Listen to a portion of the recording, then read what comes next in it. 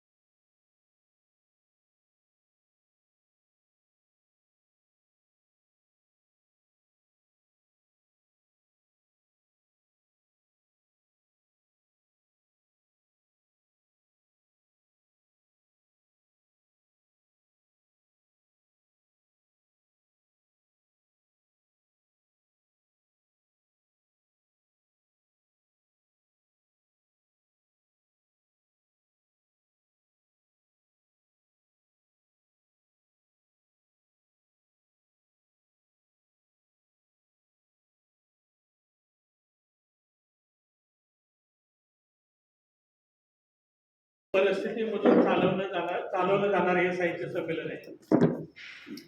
या ठिकाणी प्रत्येक वर्षी साहित्य संमेलनाचे वेगवेगळे विषय असतात, आशय असतात. गेल्या 8 वर्षामध्ये विविध प्रकारच्या स्पर्धा असतील, मग त्या ठिकाणी निबंध स्पर्धा असतील, वक्तृत्व असेल, चित्रकला असेल, विद्यार्थ्यांच्या सुप्त गुणांना वाव देण्याचं काम या ठिकाणी या साहित्य संमेलनाच्या माध्यमातून केलं जातं. नवोदित कवी असतील, लेखक असतील, यांचं हे हक्काचं व्यासपीठ आहे असं म्हटलं तर वावगं ठरू नये. या ठिकाणी अनेक नवोदित कवी असतील, लेखक असतील, त्यांनी याचा लाभ घेतलेला आहे. अशा या साहित्य संमेलनामध्ये अरविंदभाई सांगायचं म्हणजे सगळ्यात महत्वाचं, मला या साहित्य संमेलनाच्या वेळेला 1920 मध्ये असतील कोरोना होता आणि या ठिकाणी साहित्य संमेलन भरवण्यासाठी परवानगी देत नव्हती आणि दिली तर ते 50 लोकांची इंग्लिश राहत होती आणि ते आटेला आधीच राहून आम्ही मग आर्यमानच्या ऑडिटोरियम हॉलमध्ये इंग्लिश राहत होत असेल आपल्याला. आणि त्यामध्ये आम्ही कोरोना काळामध्ये ज्या लोकांनी उत्कृष्ट कार्य केलं, अशा मग सिस्टर असतील, डॉक्टर्स असतील, कंपाऊंडर असतील, यांचा तर कोरोना योद्धाचा सन्मान तर आम्ही केला. परंतु सगळ्यात महत्वाचं की दिवसाला 10, 15, 20 व्यक्तींचा मृत्यू होतो. फलटणमध्ये तर ही संख्या त्यापेक्षा जास्त आहे. आणि ते जे काम करणारे जे व्यक्ती नगरपालिकेचे कर्मचारी होते, त्या कर्मचाऱ्यांचा आम्ही विशेष कोरोना योद्धा म्हणून सत्कार केला. रात्रंदिवस 24 तास आणि त्यात पावसाळा आणि अशा कठीण परिस्थितीमध्ये अशा लोकांनी मात्र प्रचंड त्याग केला म्हटलं तरी हरकत नाही. स्वतःचा जीव धोक्यात घालून त्यांनी ते कार्य केलं आणि अशा या लोकांचा सत्कार आम्हाला करण्याचं भाग्य लागलं. हे 8 वर्षातल्या साहित्य संमेलनाचं यश आहे असं मला वाटतं. या ठिकाणी आजच्या कार्यक्रमाचे जे साहित्य संमेलनाचे अध्यक्ष आहेत ते आमचे मार्गदर्शक आहेत, सहकारी आहेत, प्राध्यापक विजयकुमार काकडे. वास्तविक पाहता त्यांची जन्मभूमी ही फलटणच आहे, सासवडच्या आहेत, परंतु या ठिकाणी नोकरीनिमित्त विद्याप्रतिष्ठानमध्ये ते कार्यरत आहेत. या ठिकाणी त्यांचं पूर्ण नाव आहे विजय विमल जानराव काकडे. प्रसिद्ध कथाकार आहेत, लेखक आहेत, वक्ते आहेत आणि साहित्यिक सुद्धा आहेत. त्यांचं शिक्षण MSc सेट आणि शिवाजी विद्यापीठ कोल्हापूर या ठिकाणी PhDचं त्यांचं संशोधन सुरू आहे. प्रचंड व्यापातून सुद्धा त्यांचं PhDचं संशोधन सुरू आहे. या ठिकाणी विद्याप्रतिष्ठानच्या कला विज्ञान आणि वाणिज्य महाविद्यालय बारामती या ठिकाणी ते प्राध्यापक म्हणून कार्यरत आहे. इलेक्ट्रॉनिक्स विषय विभागाचे ते प्रमुख सुद्धा आहेत. गेली 26 वर्ष त्या ठिकाणी ते कार्यरत आहेत. महाराष्ट्रभर कथाकथनाचे 2000 पेक्षा जास्त प्रयोग त्यांनी केलेले आहेत. विविध विषयावर 1500 पेक्षा जास्त व्याख्याने त्यांनी दिलेली आहेत. पुणे महाभारत गायन विभाग आणि अखिल भारतीय गंधर्व महाविद्यालय या दोन्ही संस्थांची संगीत विशारद ही पदवी प्रथम श्रेणीमध्ये त्यांनी प्राप्त केली. कदाचित आपल्याला कल्पना नसेल तर उत्तम गायक आहेत, लेखक वक्ते हा भाग वेगळा, परंतु उत्तम गायक सुद्धा आहेत आणि संगीताची त्यांनी पदवी सुद्धा घेतलेली आहे. 94व्या अखिल भारतीय मराठी साहित्य संमेलनामध्ये निमंत्रित कवी म्हणूनही त्यांनी त्या ठिकाणी आपली भूमिका बजावलेली आहे.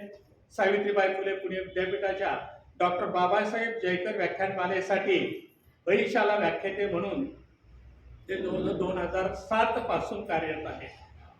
मनस्पर्शी साहित्य संमेलनाचे स्वागताध्यक्ष पदही त्यांनी भूषवलेलं आहे. असे हे अष्टपैलू व्यक्तिमत्व आज आपल्याला आपल्या या साहित्य संमेलनाचे अध्यक्ष म्हणून लाभलेले आहेत. त्यांचा मी या ठिकाणी ॲग्रेनिक चॅरिटेबल ट्रस्ट, त्याचप्रमाणे साहित्यिक, लेखक, वाचक, साहित्यप्रेमी आणि व्यासपीठावरील सर्वांच्या वतीनं मी त्यांचं हार्दिक स्वागत करतो. धन्यवाद. आदरणीय गुंजवटे सरांनी योग्य पद्धतीने केलेली आहे. केवलेशी रूप लाविले द्वारे छायाचा मेनू गेला गगनावर. कोणती सुरुवात ही अगदी छोटीशी असते म्हणून कधी तिला नाकारायची नसते, कारण की सातत्य ठेवलं तर तेच रूप गगनापर्यंत जातं. असं अगदी छोट्या स्वरूपातून साहित्याचं कार्य करून आज प्राध्यापक विजय काकडे सर संमेलनाच्या अध्यक्षापर्यंत त्यांची वर्णी लागलेली आहे. आणि मला वाटतं अखिल भारतीय मराठी साहित्य संमेलन असू द्या, विभागीय असू द्या, नाहीतर अगदी महाराष्ट्रभर विविध होणारी साहित्य संमेलन असू द्या, त्याच्यामध्ये जी अध्यक्षांची निवड केली जाते त्यामध्ये वयाचा अनुभवाचा विचार केला जातो. इथं वयाचा न विचार करता अनुभवाचा विचार केलेला आहे आणि म्हणून आपल्याला एवढे तरुण तडफदार असे साहित्य या ठिकाणी लाभलेले आहेत. पुनश्च एकदा मी त्यांचं मनपूर्वक स्वागत करतो. आणि या संमेलनाची भूमिका, हे संमेलन घ्यावंसं का वाटलं, या संमेलनाला हेच नाव का द्यावं, ही जी पडद्यामागची भूमिका आहे ते सर्वे सर्वा ॲग्रो न्यूज परिवारचे आदरणीय प्रकाशजी सस्ते सर यांना मी विनंती करतो की त्यांनी आपलं प्रास्ताविक या ठिकाणी सादर करावं. आदरणीय व्यासपीठ आणि या कार्यक्रमासाठी आपला वेळ काढून बहुमूल्य वेळ देऊन महाराष्ट्रातून आलेले सारस्वत यांना मानाचा मुद्रा. खरं तर शब्द नाहीत माझ्याकडे बोलायचा, कारण मी इतका फटका माणूस, पण ह्या तुम्हा सर्वांच्या आशीर्वादानं त्यातूनच आम्हाला प्रेरणा देणारे आमचे अनिलभाई देतात की ज्यांनी पडलेला माणूस उभा करून अगदी पळायला लावला तो म्हणजे प्रकाश असते. आज या नव्या कार्यक्रमाच्या निमित्तानं दरवर्षी आपण विविध पुरस्कार देतोच, पण आम्ही ज्यांना पितृपूज्य मानले, अगदी एक वेळ वडिलांचा शब्द त्यांचा शब्द बरोबर मानतो आणि तिथं पण त्यांचं कार्य करतो असे अनिलभाई. त्यामुळे जीवन बरोबर देताना खूप आनंद होत आहे, खूप म्हणजे. आणि आमच्या कार्यक्रमाचं सार्थक झालेलं होत आहे.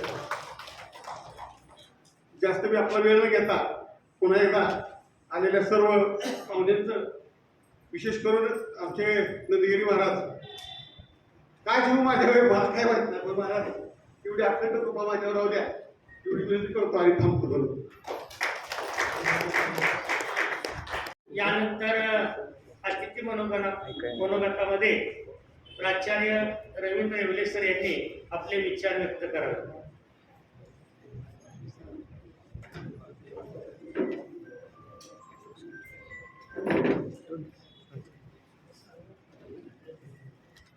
आजच्या कार्यक्रमाचे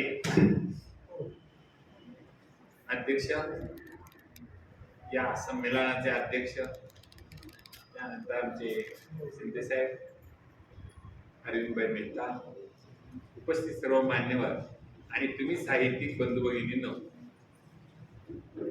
काही माणसं किती विरोध झाला तरी त्यातून पोहून कडेला लागणारी असतात. त्यात सस्त्यांचं नाव घेणं अतिशय आवश्यक आहे, कारण कुठेही भेटले ते दिसले तरी मी माझा रस्ता बदलतो, कारण म्हणजे कुठेतरी अडकवणार आपल्याला. आणि असा हा माणूस गेले 9 वर्ष सातत्यानं हे संमेलन राबवतोय. त्यात कोरोनातलं संमेलन आमच्या फार लक्षात राहिलेलं आहे, कारण त्या काळात ते संमेलन त्यांनी बोलवलं, अशी माणसं बोलवली होती की जे करोनाला सहजासहजी बळी पडणार नाही. त्यात आमचा नंबर लागला, त्यामुळे बरं झालं, त्यामुळे अजून आम्ही टिकून आहे. आणि त्यावेळेला ज्यांनी या सगळ्या समाजाचं, आरोग्याचं, आपल्या स्वतःचा जीव धोक्यात घालून ज्यांनी सर्व्हिस दिली, त्यांचा सत्कार करताना खूप का बरं वाटलं. तर जे काम खरंच चांगलं करतात त्यांना कशाची बाकीच्याची गरज नसते. त्यांना फक्त कोणीतरी चांगलं म्हटलं की त्यांना 10 हत्तीचं बळ येतं. उर्दूजी हायस्कूलमध्ये NMMS नावाची परीक्षा घेतली गेली होती आणि त्याला काहीतरी 19 का काहीतरी मुलं सिलेक्ट झाली होती आणि मला शिक्षणाधिकाऱ्यांचा फोन आला की एवढे सर ही 19 मुलं तुमच्या तालुक्यातली आहेत का तुमच्या शाळेतली आहेत? म्हटलं आमच्या शाळेतले आहेत. तुमचं खूप अभिनंदन, म्हणजे एवढी मुलं खरं येत नाही. त्यावेळेला माझ्याही लक्षात आलं की आपल्या पोरांनी खूप मोठं यश मिळवलंय. आणि मग मी त्या सगळ्या मुलांना आमच्या इथे मधला हॉल आहे तिथं खाली बसवलं होतं. काही पालक इकडे बसले होते, शिक्षक इकडे बसले होते आणि ती मुलं मांडी घालून बसली होती. मी काय हे सांगतोय कारण त्या मुलांनी मला खूप मोठा धडा दिला. त्या मुलांना बसलेल्यांना सांगितलं, पोरांनो तुम्ही जे काम केलेलं आहे, तुम्ही जे यश मिळवलेलं आहे, या यशामुळे तुम्ही तुमच्या आई वडिलांचं, शाळेचं, शिक्षकांचं, हेडमास्टरचं आणि संस्थेचं नाव अख्ख्या महाराष्ट्रात केलंय. आम्हाला एवढा आनंद झालाय की तुम्ही जे मागाल ते आम्ही द्यायला तयार आहे. किती आम्हाला खर्च येऊ द्या, आम्ही देणार. मागा काय पाहिजे. कुणी काय बोलणं झालं, खाली माना करून असं करत. त्यावेळेस एक पालक बसला होता, माझं लक्ष होतच त्याच्याकडे. पालक आपल्या पोराला म्हणतोय मोबाईल माग की. त्यावेळेला मला कळलं की शाळेत कुणाला घालायला पाहिजे. पण ती पोरगं उठलं नाही आणि मग मी म्हणलं पोरांनो तुम्ही मागितल्याशिवाय मी तुम्हाला सोडणार नाही.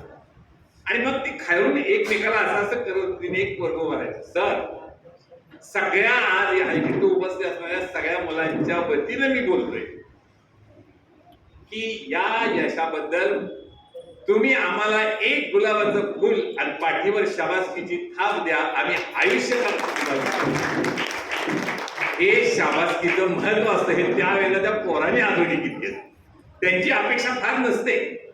तसं ते करोनाच्या कार्यक्रमात ज्या डॉक्टरांचा आणि ज्या नर्सचा आम्ही सत्कार केला त्या काही नर्सच्या डोळ्यातून पाणी यायला लागलं. कारण का तर ते जीवाचं रान करून स्वतःचा जीव धोक्यात घालून लोकांना वाचवत होते. पण त्यांना कोणी चांगलं म्हणायला जात नव्हतं आणि त्यांचा सत्कार करणं हे समाजाच्या दृष्टीने खूप महत्वाचं होतं. ते काम संस्थेने केलं म्हणून मला त्या संस्थेबद्दल खूप आदर वाटतो. मला वाटतं ही संस्थे मंडळी खरंच चांगलीच असली पाहिजे. माझ्या शेजारी एक संस्थेत बसलेली आहे. माणसानं किती निरपडेपणे बोलावं याचं एक उत्तम उदाहरण आहे. खरं साहित्यिक त्यांना म्हणायला पाहिजे जे काय असेल ते आपल्या मनात जे आहे ते बोलायला पाहिजे. कोणाला म्हणले बघ मी मेल्यानंतर धूर निघणार नाही अशी लाकडं आली. पोरगं म्हणलं तुम्हाला विद्युत दाहिनच देतो म्हणजे काय प्रश्नच यायचा नाही. हे जे मुलाचं त्यांचं नातं आहे तो मुलगा आज त्याचा डॉक्टर आहे. जगातल्या भारतातल्या 3 डॉक्टरपैकी न्यूरोलॉजिस्ट म्हणून आहे. तरी त्यांना निर्भीडपणे असं बोलणारा हे साहित्याचे खरे पुरस्कर्ते आहे. साहित्य ह्याचा अर्थ काय? साहित्य याचा अर्थ जे मनाला भावले आणि ज्याच्यामुळे आपल्याला बळ मिळाले ते दुसऱ्याला सांगणं की ज्याच्यामुळे त्याच्या कदाचित मनातली ज्योत पेटेल आणि त्याचा उजेड समाजाला मिळेल, समाजाला त्याच्यापासून मार्गदर्शन मिळेल. दुसरं साहित्याचं महत्वाचं कारण म्हणजे आपल्याला स्वतःला विसरता येईल. काही पुस्तकं वाचताना ती पुस्तकं खाली ठेवूशी वाटत नव्हती. काळे पाणी नावाचं पुस्तक वाचताना केवढं मोठं पुस्तक आहे पण ते वाचून पूर्ण झाल्यावर डोक्यावर घ्यावं लागलं, घ्यावंसं वाटलं. ह्याचं कारण त्याच्यात त्यांनी अनुभवलेले जे देशासाठी जे अनुभव आहेत ते त्यांनी चांगल्यापर्यंत कथन केले. 30 स्तरात तळाळ अंतराळ. तळाळ अंतराळ हे पुस्तक वाचत असताना समाजात कशी माणसं असतात, कशी असू शकतात आणि त्यातनं सुद्धा ती कशी उभारी घेऊ शकतात याचं अगदी मूर्तिमंत उदाहरण म्हणजे तळाळ अंतराळ आहे. आणि त्यात मला त्या विद्यार्थ्यांच्या दृष्टीनं महत्वाचं असं वाटायचं की प्रेत यात्रा चालताना काही मुलं कडनं चाललेली असतात. प्रेत यात्रेतली माणसं दुःखी असतात पण ती पोरं आनंदी असतात. आणि मग त्यात त्यांनी पुढे लिहिले की ज्या वेळेला ते प्रेत सरणावर ठेवतात त्यावेळेला अंगावरचं ते पांढरं वस्त्र काढून त्याचा चोळामोळा करून असा फेकून देतात. त्यावेळेला तो खाली पडायच्या आतच आम्ही झेलायचो आणि त्याचा शर्ट आम्हाला नवा घालायला मिळायचा. असं आमचं जीवन आहे. त्यातनं आम्ही मोठं झालो. असे बाबासाहेब आंबेडकर विद्यापीठाचे कुलगुरू हे तळाळ अंतर वाचल्यानंतरच कळत. त्या साहित्यामुळं माणसं कशी कशी असू शकतात, त्यांची दृष्टी कशी कशी असू शकते, याचं सगळ्यात चांगली उदाहरणं ही साहित्यामध्ये आली पाहिजेत. पु ल देशपांडेंचं सुद्धा वाचताना हेच आहे, किती बारकाव असू शकतो, कसं बघताना कशा पद्धतीनं बघायचं असतं हे त्यातनं आपल्याला कळावं लागतं. आणि अशा साहित्याचा जागर हा गेले 9 वर्ष सस्ते सर घेत आहेत. निरनिराळे लेखक, निरनिराळ्या प्रकारे त्यांना देणारी काही त्याला लोकांना मिळणारे पुरस्कार हे त्या अर्थानं महत्वाचे आहेत की त्यांना कोणीतरी पाठीवर थाप मारली पाहिजे, अरे मी लिहिलं, मला शाबासकी मिळाली, आणि हे त्यांना आयुष्यभर त्यांना लेखनासाठी उपयोगी पडत असतं. आणि म्हणून या साहित्य संमेलनामध्ये, या 9व्या साहित्य संमेलनामध्ये मला सस्ते सरांनी सांगितलं, सर सस्तेनी सांगितलं तुम्ही यायचे बरं का. मी म्हटलं माझं नाव त्यात असलं की मी येणार नाही, लक्षात ठेवा. म्हणून मी येणार नव्हतं, पण दुसऱ्या रवींद्रला बरोबर त्यांनी गांडावलं आणि मला तिथं न कळत असताना उभं केलं. मित्रांनो, तुमचं फलटण तालुक्यातर्फे, फलटणच्या लोकांच्या तर्फे मनपूर्वक स्वागत करतो आणि याच ठिकाणी थांबतो. धन्यवाद. जय गुरु.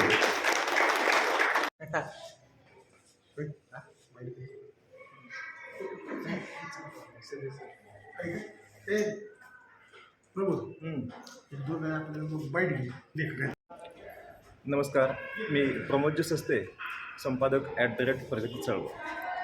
फलटण म्हणलं की मानभाव संप्रदायाची दक्षिण काशी, रामाचं वास्तव्य असलेली पवित्र पावनभूमी.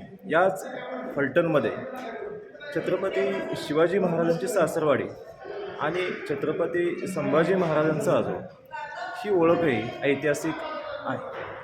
या ऐतिहासिक ओळखीनंतरच छत्रपती संभाजी महाराजांचा जो बुद्धभूषण ग्रंथ होता, हे जे साहित्य निर्मिती आहे, हा जो वारसा आहे, हा वारसा फलटणमध्ये साहित्य संमेलनाच्या निमित्तानं जपला जातो. आज या ठिकाणी धर्मवीर छत्रपती संभाजीराजे यांच्या नावाने एक साहित्य संमेलन दरवर्षी भरवलं जातं. त्या साहित्य संमेलनामध्ये आज या ठिकाणी अनेक साहित्यिकांची उपस्थिती आपल्याला नवलोबाई मंगल कार्यालय या ठिकाणी पाहायला मिळते. आपण त्यांच्याशीच बातचीत करणार आहोत. सर नमस्कार. नमस्कार. कुठून आला सर आपण? मी बारामतीहून आलोय. बरं, नाव काय आपलं? मी बाबासाहेब आनंदराव ढोबळे. ढोबळे सर.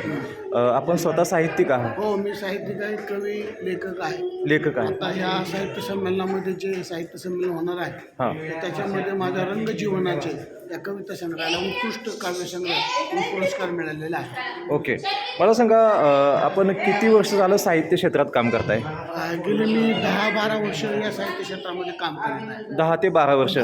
कसं वाटतं साहित्य क्षेत्रामध्ये काम करत असताना नेमक्या काय भावना असतात आपल्या? साहित्य क्षेत्रामध्ये काम करत असताना अतिशय एक आनंददायी काम आहे. हां. आणि या आनंदाबरोबरच आपण समाजाला प्रबोधनात्मक हे विचार आपण सांगू शकतो आपल्या साहित्याच्या माध्यमातून, किंवा इतरांचे साहित्य देखील वाचून आपण आपल्यामध्ये परिवर्तन करू शकतो. आपल्या व्यक्तिमत्व विकासाची जडणघडण होत असतानाच आपण समाजामध्ये चांगले विचार पेरण्याचं काम या साहित्याच्या माध्यमातून करतात. तुम्ही व्यवसाय असं नोकरी कुठे करता? मी आता सेवानिवृत्त शिक्षक आहे. शिक्षक आहे. हा, माझ्या अगोदर माझ्या आनंदाच्या वाटेवर हे एक ललित लेख संग्रह आहे. हां. ज्याला 4 पुरस्कार मिळालेले होते. आता हा रंगजीवनाचे, त्यालाही 2 पुरस्कार आहेत. असं माझं साहित्यिक काम सध्या चालू आहे. मला सांगा, नवीन पिढीमध्ये साहित्याबाबतीत नेमका काय दृष्टिकोन तुम्हाला जाणवतो, किंवा नवीन पिढी जी आहे अलीकडच्या डिजिटल तंत्रज्ञानामुळे मोबाईलमध्ये गुंतलेली दिसते, हे किंवा बरोबर आहे. आकर्षणाचे? तुम्ही म्हणता ते सध्या डिजिटल किंवा समाज माध्यमातून, मोबाईलवरून, व्हॉट्सअपवरून, किंवा रील्स बनवणं, हां. किंवा इंस्टाग्राम ह्याच्या माध्यमातून मुलं सध्या गुंतलेली आहे. हां. परंतु काय असा एक वर्ग आहे की जो वर्ग वाचणारा, साहित्याला वाहून घेणारा देखील आहे. की जो आपण बघतो मोठमोठ्या साहित्य संमेलनामध्ये जे साहित्य संमेलन भरतात, त्या ठिकाणी पुस्तकांचा स्टॉल वगैरे असतात. त्या ठिकाणी देखील प्रचंड तरुणांचीच गर्दी असते, आणि या गर्दीतले चांगले दर्दी वाचक देखील असतात. पुस्तक हा मित्र आहे, हे मी स्वतः लहानपणी शिकलेलो आहे आणि ते मी अनुभवलेलं आहे. कारण सगळे अलीकडच्या काळामध्ये आपण जर बघितलं तर मित्रमैत्रिणी आहेत, त्या विश्वासार्हता नात्यामध्ये राहिलेली नाही, पवित्र अलीकडच्या नात्यामध्ये दिसत नाही, किंवा कुटुंब व्यवस्थेमध्ये सुद्धा अनेक प्रश्न आपल्याला दिसतात. तर नेमकी समाजाला अलीकडच्या काळामध्ये कुठल्या प्रकारच्या साहित्याची जास्त गरज वाटते आपल्याला? आता तुम्ही म्हणता ते बरोबर आहे की तुमच्या बोलण्याचा जो आशय होता की सध्या समाजामध्ये नाते आणि माणुसकी हे विसरत चाललेलं हा. आहे, हे लोप पावत चाललेलं आहे, याचा ऱ्हास होत चाललेला आहे. मात्र अशाही समाजामधील घटकांना एक चांगल्या वळणावरती आणण्याकरता आपण एक चांगल्या प्रकारची ग्रंथसंपदा वाचली पाहिजे, ज्याच्यामध्ये आत्मचरित्र आहे किंवा नाट्यांचे जे संग्रह आहेत, नाट्यांचे जे कथा आहेत, नाट्यांचे जे पुस्तक आहेत, अशा पुस्तकांना आपण आत्मसात करून हे वाचन केलं पाहिजे. तरच आपल्या कुटुंबामध्ये हे नाती, त्याच्यानंतर नातेसंबंध हे असे दृढ करण्यासाठी आपल्याला वाव आहे. अजून एक मला असं तुम्हाला विचारायचं वाटतं, आपण स्वतः शिक्षक आहात. अलीकडच्या समाजामध्ये सुशिक्षित निरक्षर लोकांची संख्या, म्हणजे स्वतःला सुशिक्षित म्हणून घेणारे उच्च शिक्षित लोक असतात, त्यांच्यामध्ये वागण्याची, बोलण्याची समज किंवा म्हणजे एक निरक्षरता म्हणतो आपण, ती वाढीस का लागली असावी? आता कसं आहे की सध्याचं जग जे आहे हे फास्ट आहे, ओके. स्पर्धेचं युग आहे आणि या स्पर्धेच्या युगामध्ये धावत असताना प्रत्येक जण हा. आपला हा स्वार्थ कुठेतरी कुठं पाहत असतो. हा. आणि ह्या स्वार्थाच्या पोटी मात्र त्याची बोलण्याची, त्याची लकब, त्याची शैली हे बदलत चाललेली आहे. बरं. परंतु सर्वच सर्वच लोक तशा पद्धतीने नसतील. वागत नाहीत, बरोबर. की नाहीतही. नाहीत. काही लोक चांगल्या पद्धतीने देखील एकमेकाला अप्रिशिएट करतात, बोलतात हा. वगैरे वगैरे असं. अतिशय छान पद्धतीनं समाजासाठी दिशादर्शक आपण वक्तव्य केलेले आहेत आणि निश्चितपणे हे फक्त साहित्यिकामध्येच मलाही हे प्रश्न जे विचारावे वाटतात ते साहित्यिकांनाच का विचार वाटतं, तर ह्याची निश्चित आणि योग्य आणि नेमकी उत्तरं आपणच देऊ शकता. निश्चितपणे या साहित्य संमेलनाच्या माध्यमातून फलटणमध्ये आपली उपस्थिती ही अतिशय लाभदायी ठरणार आहे, हे मी चित्र सर्वांना स्पष्ट करतो. धन्यवाद सर. आणि तुम्हाला देखील आजच्या मातृदिनाच्या आणि कुसुमाग्रजांच्या जन्मदिनाच्या मनपूर्वक हार्दिक शुभेच्छा. धन्यवाद सर. थँक्यू. नमस्कार. नमस्कार. काय नाव आपलं? मी कवी लेखक हरिश्चंद्र पाटील. आपण कुठून आलाय सर? मी टेंभुर्णीहून आलो. अच्छा, काय सांगाल, आज फलटणमध्ये छत्रपती संभाजीराजांच्या नावानं एक साहित्य संमेलन आपण या ठिकाणी भरवलेलं आहे.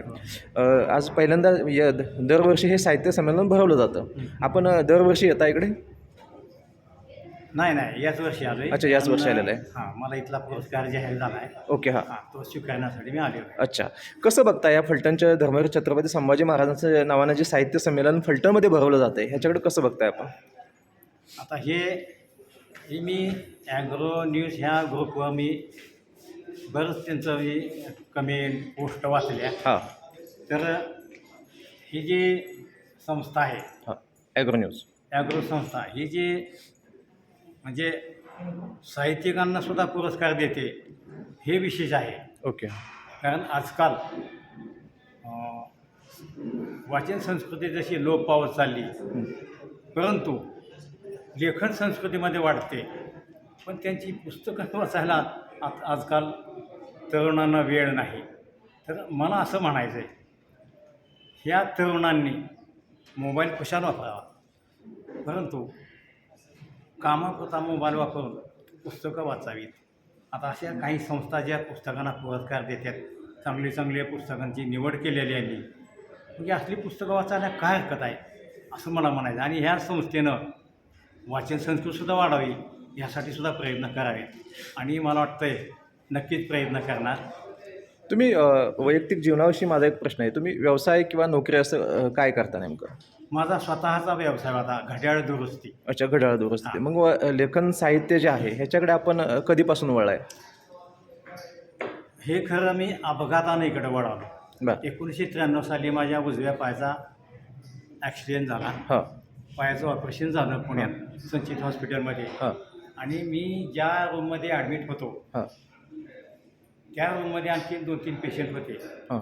आणि त्याचवेळी मुंबईला पहिले बॉम्बस्फोट झाले 1993 93 साली. हां, मग बरोबर. त्या बॉम्बस्फोटाच्या दुसऱ्या दिवशी बॉम्बस्फोटाच्या बातम्या प्रत्येक पेपरला पहिल्या फ्रंट पेजवर आले. हां. आणि आम्ही ज्या खोलीत ॲडमिट होतो तिथे कोणीतरी पेपर आणला होता. मग तो पेपर माझ्याकडे आला, मी वाचले, ते बातम्या वाचल्या आणि उद्ध्वस्त छायाचित्र बघितले. आणि माझ्या हृदयात काय झालं मलाच कळलं नाही. गोळ्यांचा कागद घेतला, कोऱ्या कागदावर पेन होता, खर 10-15 ओळी लिहिल्या, थोडीशी खाडाखोड झाली आणि तो कागद मी स्टूलवर ठेवला. थोड्या वेळाने एक सिस्टर तपासण्यासाठी आली. माझा त्यानं केस पेपर घ्यायच्याऐवजी पहिल्यांदा तो मी लिहिलेला कागद घेतला, तिनं तो वाचला आणि ती म्हणाली, छान लिहिली की कविता. म्हणजे ती कविता होती ही मला सुद्धा माहीत नव्हतं. अरे, म्हणजे मी कविता तेव्हापासून लिहू लागलो आणि तिथून माझ्या कवितेला एकंदरीत तुमच्यामध्ये साहित्यिक जो दडलेला होता तो एखादा प्रसंगी बाहेर आला आणि तेव्हानंतर तुम्हाला समजलं की तुम्ही साहित्यिक आहात आणि निश्चितपणे तेव्हापासून आपण आज अखेर साहित्यिक म्हणून कसा प्रवास केला आपण? मी प्रथम कविता लिहित होतो. हां 2013 साली हुंदके मातेचे या नावानं माझा कविता संग्रह महाराष्ट्र राज्य साहित्य आणि संस्कृती मंडळानं नवलेखक अनुदानातून छापला. त्यानंतर मी चारुता सागर यांची वाट नावाची कथा वाचली. बरं. तसं तर कथा हा विषय माझ्या नावडीचा, परंतु ही वाट कथा वाचून अक्षरशः शेवटी माझ्या डोळ्याला घडाघडात पाणी आलं. मला वाटलं अरे बापरे, कथेत एवढी ताकद असते. मग तिथून मी कथेकडे वळलो आणि कथा लिहित गेलो. 2017 साली एक संस्कार फुले नावाचा कथासंग्रह छापला. त्यानंतर 2021 साली शिरवाळा नावाचा कथासंग्रह छापला. नंतर 22 साली एक हंबर नावाचा कथासंग्रह छापला. 23 साली एक ओवळणी नावाचा कथासंग्रह छापला. नंतर 2025 साली खरा वारस नावाचा कथासंग्रह छापला. त्याच कथासंग्रहाला आज इथं मला पुरस्कार आहे. म्हणजे एकूण माझी 8 पुस्तकं प्रकाशित झाली. बरं. त्यापैकी 7 कथासंग्रह, 1 कविता. ठीक. अतिशय छान पद्धतीनं आता अलीकडच्या काळामध्ये आपण कथेच्या माध्यमातून भावना व्यक्त होणं, समाजाच्या संवेदना मांडणं, ह्या सगळ्या गोष्टी आपण करत असता. परंतु समाजाची जर आपण गती पाहिली, आर्थिक दृष्टिकोनातून आपण जागतिकीकरण, उदारीकरण, हे समाजामध्ये वेगवेगळे प्रश्न आपल्याला आपण जवळून बघता. मग त्याच्यावरती आपण एखादी कथासंग्रह किंवा लोकांचे जे प्रश्न आहेत ह्याच्यावरती आपण काही कविता ज्या काही सादर केल्या असतील त्यातली एखादी कविता आपण आम्हाला आमच्या दर्शकांसाठी सांगाल का? अशा कथा कविता चालू घडामोडी मी खूप लिहिलेल्या आहेत. बरं. त्यापैकी मग एक कविता तुम्हाला मी सादर करतो. हां त्याला 4 मिनटं लागतील. चालेल का? चालेल की. हां. तर माझ्या कवितेचं नाव आहे गाव राहिला नाही. बरं. ही कविता गाऊन म्हणतात. हां. गावात माणुसकीचा ठाव राहिला नाही. माणूस आहे असा गाव राहिला नाही. गाजले होते फड गावात कुस्त्यानी. नाचते आता तिथे बारीत मस्तानी. मारेल बाजी असा, मारेल बाजी असा राव राहिला नाही. माणूस आहे असा गाव राहिला नाही. चिंदड्या करती शत्रू रोज डाव टाकुनी नवा. आमुच्याच राजाचा ते लढती गनिमी कावा. रक्तात मावळ्यांच्या तो, रक्तात मावळ्यांच्या तो ताव राहिला नाही. माणूस आहे असा गाव राहिला नाही. तरुणांना घातल्या मोबाईलने बेड्या. मैदानी खेळ सारेच विसरले गड्या. कुठल्याच खेळाचा आता, कुठल्याच खेळाचा आता डाव राहिला नाही. माणूस आहे असा गाव राहिला नाही. साठेबाज व्यापारी ते नफेखोर दलाल. शेतमालावर होती तेच मालामाल.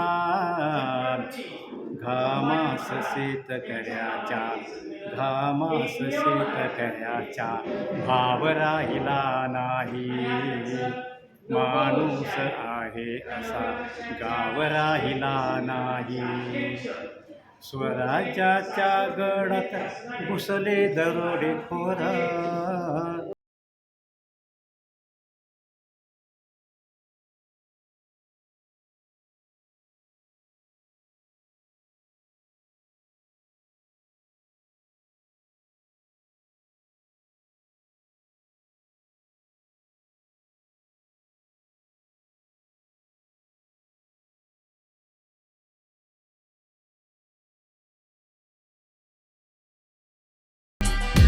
असते सर म्हणते येडायचं काय?